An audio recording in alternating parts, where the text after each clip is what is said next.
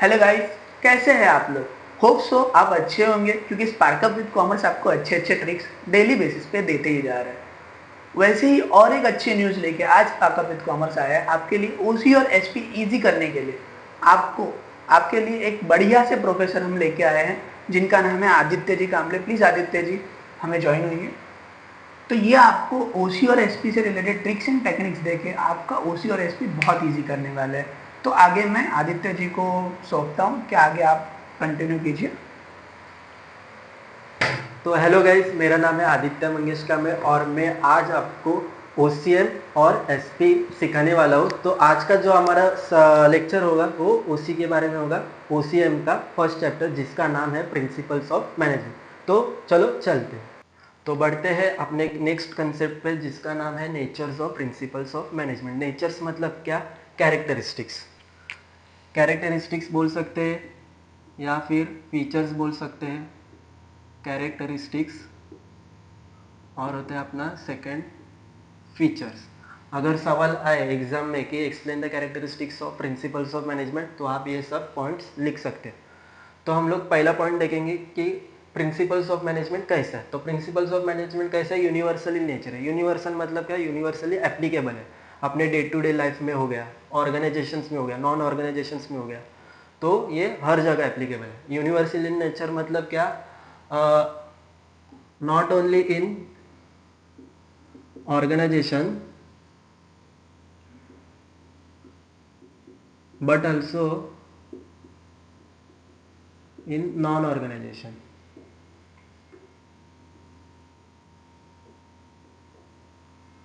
इसलिए उसको universal in nature कहा गया है।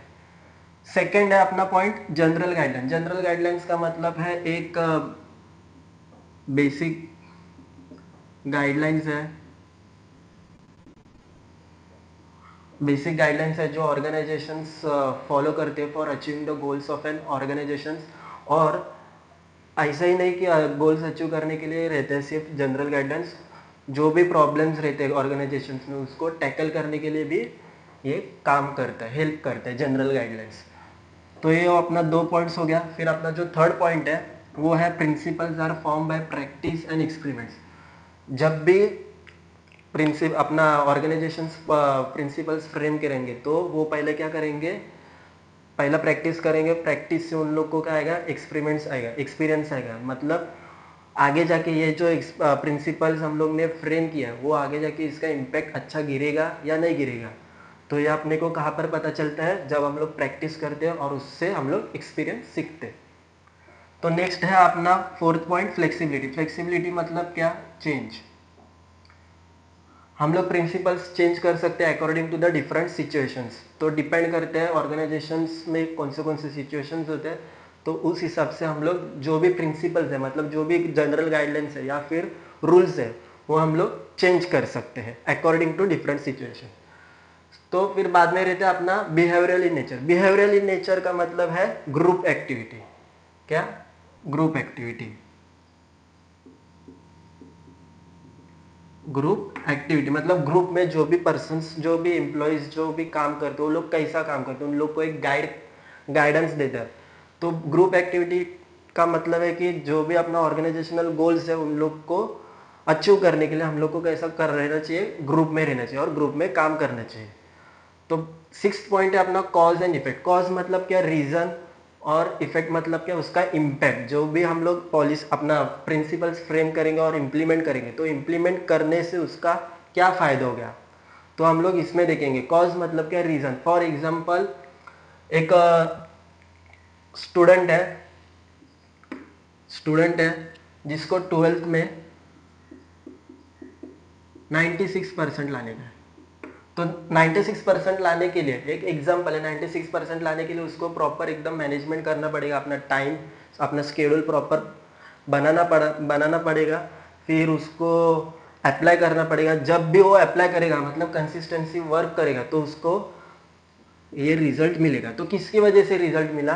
क्योंकि उसने मैनेजमेंट प्रॉपर किया था, अपने जो भी वर्क था, अपना जो भी स्केड्यूल था उससे प्रॉपर फॉलो करता था। इसकी वजह से उसका गोल्स अचीव हुआ। तो ऑर्गेनाइजेशंस में भी बहुत सारे गोल्स रहते हैं।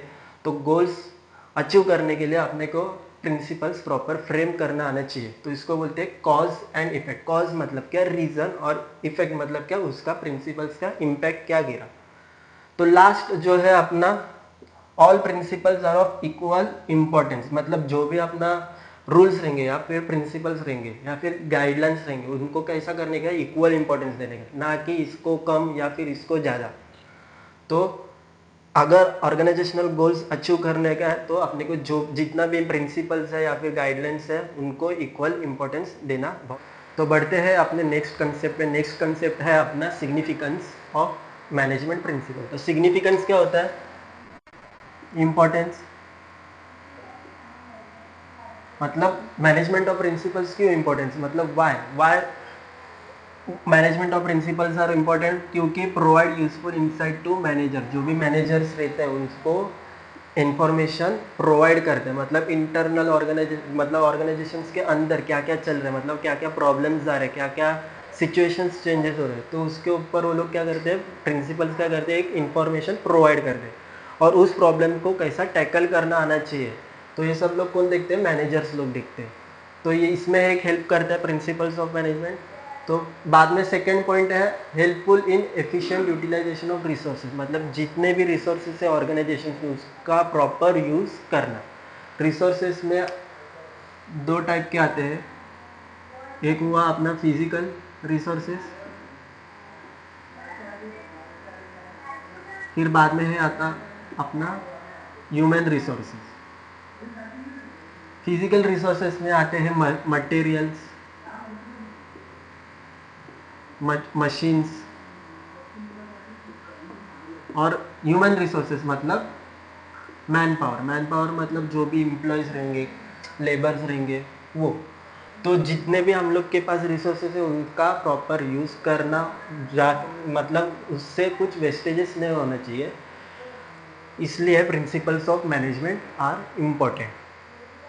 तो ये दो पॉइंट हो गया। तो थर्ड पॉइंट है अपना साइंटिफिक डिसीजंस, मतलब जब भी कुछ सिचुएशन या फिर प्रॉब्लम्स अराइज होते हैं तो उसके ऊपर एक साइंटिफिक मतलब कुछ रीजंस चाहिए, कुछ लॉजिक चाहिए डिसीजंस लेने पे।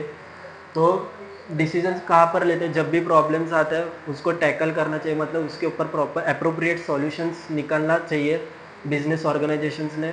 तो जो भी सॉल्यूशंस निकालेंगे, जो भी मतलब टैकलिंग करेंगे प्रॉब्लम्स को, तो उसका कैसा रहना चाहिए, साइंटिफिक रहना चाहिए, मतलब एक लॉजिक रहना चाहिए, एक रीज़न रहना चाहिए। फिर बाद में आता है अपना फोर्थ पॉइंट, वो है understanding social responsibilities. Social responsibilities मतलब क्या हो गया, सोसाइटी में मतलब कंज्यूमर्स हो गया, कंज्यूमर्स का क्या क्या एक्सपेक्टेशंस है प्रोडक्ट्स के रिलेटेड। तो जो भी अपने जो भी प्रिंसिपल्स रहेंगे, प्रिंसिपल्स फ्रेम करेंगे वो कंज्यूमर्स के हिसाब से करेंगे, मतलब गुड्स में क्या क्या क्वालिटी अच्छी रहनी चाहिए, मतलब क्वांटिटी कैसा रहना चाहिए, प्राइस कैसा रहना चाहिए, जिससे कस्टमर्स एक्सपेक्टेशंस फुलफिल हो जाए।